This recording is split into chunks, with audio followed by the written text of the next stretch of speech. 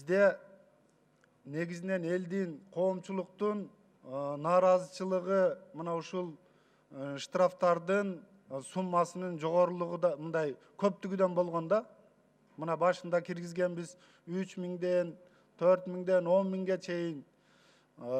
Эми жанакы мас абалында түшүп калса, ага рухсат да мындай штрафты көп кылсак боло берет. Бирок мына биздин элдин жашоо турмушунун деңгээлин дагы биз эске алышыбыз керек да. Мына Россияда деле биздин кээ бир штрафтар чалык, штрафтын жанакы суммасы жок да. Анан мен айтат элем, мына биринчи суроом, кышкы мезгилде мына шаарда, айыл жеринде кар жаап калганда, муз болуп кар жаап, полосалар көрүнбөй калат. Мына ошол мезгилде штрафтар кандай болот? Урматтуу Өмүрбек Мырзарайымович, негизинен бул жерде баягы жоопкерчилик каралаардан мурун сөзсүз түрдө жол инфраструктурасынын тиешелүү деңгээлде экени каралыш керек. Ал эмегер чийиндерди жол баягы кар же муз басып кала турган болсо, тиешелүү жол белгилери дагы ошол жерде орнотулуш керек. Жол белгилери бар болсо, анда жол белгилеринин талаптарын аткарбагандыгына байланыштуу жоопкерчиликке тартылат, а жол чиймелеринин талаптарын аткарбагандыгы үчүн жоопкерчиликтен бошотулат. Эгер кышта бир ай ошол муз каптап же болбосо кар жаап турса, бир ай штраф жазылбайбы? Жок, бул жерде мен айтып атпайм, штраф совсем жазылбайт дегенге болбойт.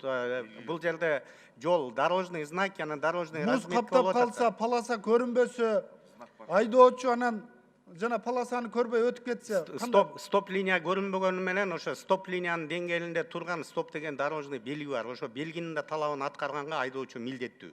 Ал эми жана карама каршы тилкеге чыгып кетүү, же болбосо тиешелүү тилкенин баягы тебелеп кетүү маселеси бул жоопкерчиликтен бошотулат. Себеби дегенде ал уже баягы так белгиленбегенден кийин.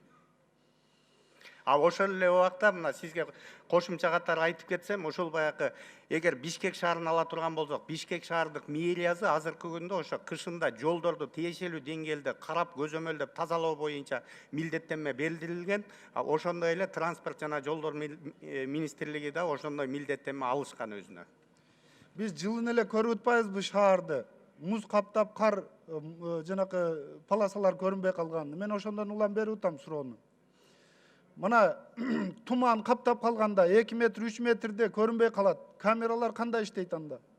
Негизинен туман каптап калганда эми бу жерде баягы светофордун иштөө ыкмасы боло турган болсо, бул жерде так баягы эме камера кармайт. Ал эми трассаларда жанагы 300 метрден жанагы скоростной режимде ала турган камералар машинаны идентификация кыла албайт биринчиден. Экинчиден эми өзүңүз билесиз, эгер туман аябай калың боло турган болсо, ошо ылдамдыкты ашыра айдап деле эч ким айдай албайт. Ошон үчүн бузуу дагы катталбайт да. Негизинен мына ушул мыйзамда канча берене боюнча мындай штрафтарды түшүрүп келдиңиздер? Бул жерде негизинен ошол бир эле берененин алкагында, 121 берененин алкагында 8 позиция боюнча, 8 жол эрежесин бузуу боюнча.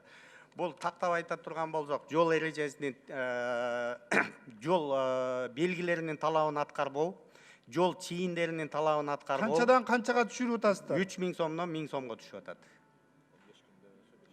Айта бериң 8дин бардыгын айтып. Андан кийин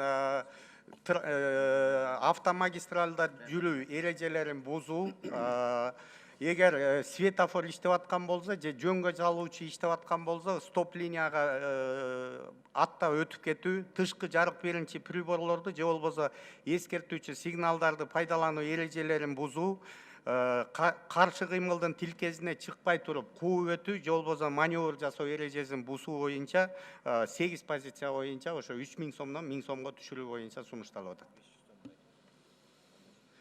Эгер 15 күндүн ичинде төлөй турган болсо 50% жеңилдетилген калат, анда уже 500 сом өлчөмүндөгү айыппул төлөнөт. Мына чет мамлекеттин машиналары киргенде правиланы бузуп камерага түшсө кандай болот алар? Азыркы күндө бизде билесиздер, ошол чек ара кызматында тышкы миграциялык система бар, СВМ деген, единая система внешней миграции деген. ошол жак менен сүйлөшүп жүрүп атат. Ал жактан уже каттоого алып Кыргызстандын аймагына киргенде кайра чыкканда ошол эгер айыппул боло турган болсо ошону төлөмөйүнчө уже чыкпай турган система азыр чогуу биргеликте иштелип атат өкмөттүн көзөмөлүндө. Бүгүнкү күндө барбы, жокпу? Азыркы күндө ишке кире элек, бирок жакын арада киргизебиз. Анан менин акыркы суроом мына бул доверенностьтер, жана генеральный доверенность алат го өткөрүп алыш үчүн. Анан срок өтүп кетет. Анан дагы кайрадан жана ээсини таап өткөрүп алгыча убакыт өтүп атат. Ошол илгерки эле өтүп кеткен доверенность менен өткөрүп алса болобу машинаны?